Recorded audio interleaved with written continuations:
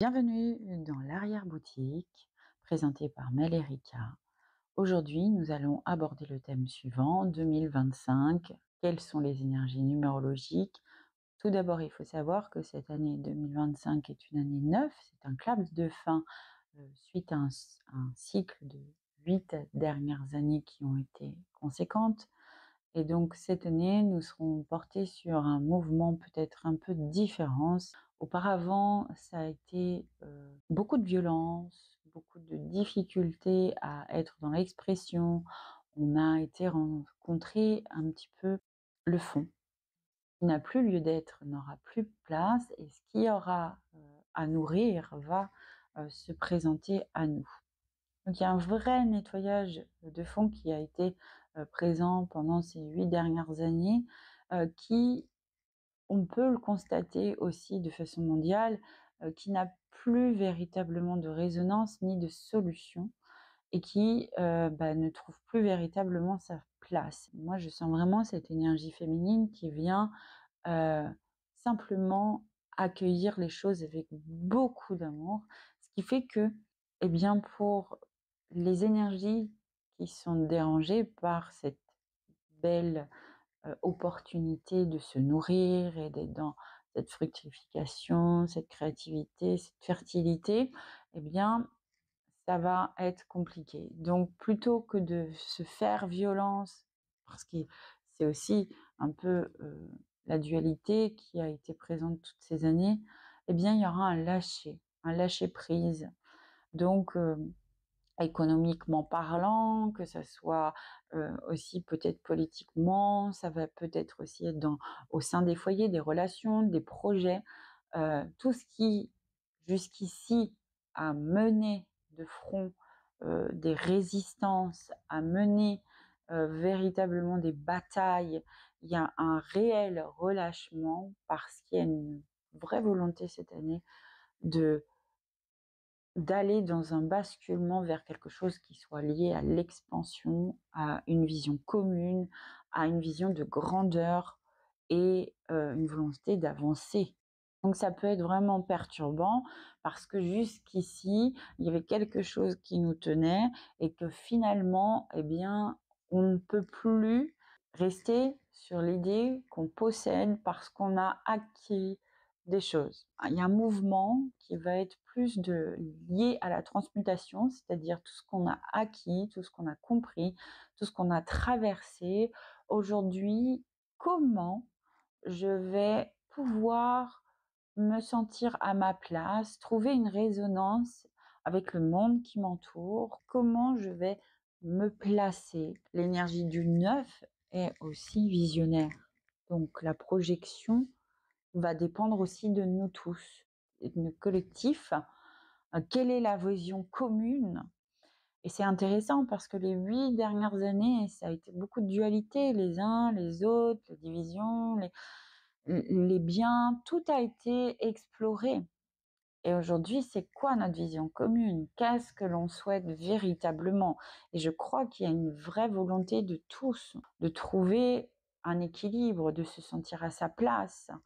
Cette année, si vous êtes en année personnelle, 1, 2, 3, 4, etc., c'est pas un hasard que vous finissez ce cycle avec cette énergie d'année personnelle aussi. Ce qui est le plus important, c'est de se dire qu'aujourd'hui, dans cette année 2025, il y a un relâchement que nous devons accepter, accueillir, parce que c'est aussi intégrer le nouveau, le changement, le possible. Donc sur les domaines tels que matériellement, peut-être que les choses ne vont pas prendre forme, ou peut-être que les choses justement vont prendre forme parce que tout simplement c'était juste.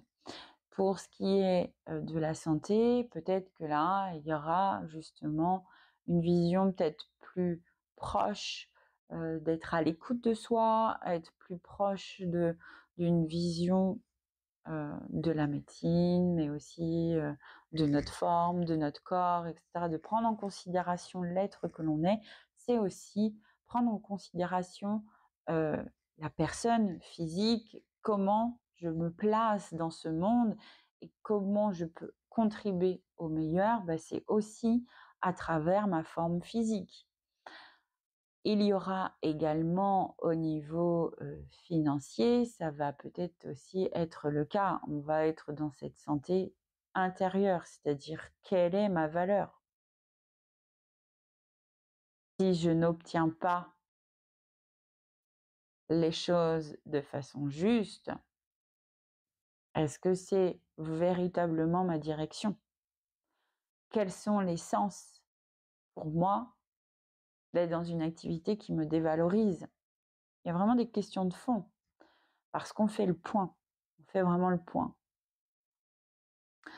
Sur un point de vue relationnel, eh bien, on va faire le tour.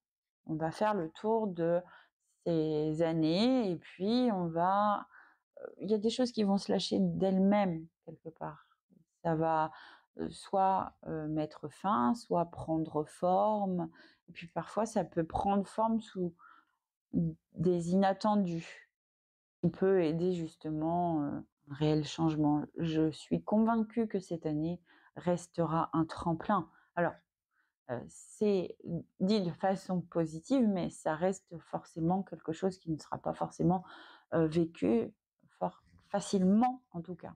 Il y aura peut-être des moments où ça va être un peu plus conséquent.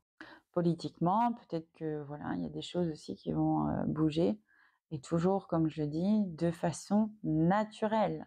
Comme je l'ai dit tout à l'heure, aujourd'hui, nous sommes dans une année où le fait qu'il n'y ait plus de possibilité d'emprise, ça laisse place à une expansion, à un mouvement qui n'est pas contrôlable, en tout cas, de notre part. C'est une vision commune. Notre collectif, tous, hein, mondialement, va être l'impact de l'énergie, du mouvement, du prochain cycle et donc on est en train de le travailler cette année. On va être collectivement touchés, mais aussi personnellement touchés. C'est pour ça que peut-être aujourd'hui, vous vous sentez dans une phase, de creux, comme dans une vague, mais c'est normal. C'est normal parce qu'on reprend tous les domaines et on s'aligne sur ce qui est le plus prioritaire pour nous. Avoir du sens dans sa vie, il faut que le monde trouve un sens collectif également. Peut-être que la difficulté qu'on pourra rencontrer, c'est justement ce besoin de se rassembler, ce besoin d'être ensemble. Je dis parce que c'est presque quelque chose qui peut paraître un peu nouveau, puisqu'il va falloir trouver du sens commun. Le rassemblement, c'est aussi l'énergie de l'année 9, hein. Il y a une vraie volonté de reconnaître sa place. Reconnaître sa place au sein de la communauté, de l'univers, de son pays, et cetera, et cetera. Donc ça va vraiment nous mettre face à, par exemple, à des anciens schémas, à, d'anciennes, loyautés. Ça peut être aussi, un dévouement qui n'est pas vraiment à sa place. Donc on va peut-être aller explorer des intérêts cachés aussi et puis on va aussi exprimer, extérioriser peut-être davantage, le fait d'être, en présence de ce qui nous fait vibrer, nous anime et qui prend du sens pour nous. Bien sûr que forcément, c'est un mouvement. Il se peut également que ce soit à l'inverse, puisque comme je l'ai déjà dit, ça va dépendre de notre vision collective et que jusqu'ici, on a été dans des polarités, plutôt compliquées. Donc si jamais c'était le cas, on pourrait basculer sur une énergie qui soit, l'ordre de l'illusion, du fantasme, de la rêverie, mais qui, va nous maintenir toute l'année et qui en réalité, sera superficielle contrairement à tout ce qu'on pourrait, véritablement vivre. Donc est-ce qu'il y aura un éveil cette année? Ça va dépendre de nous collectivement.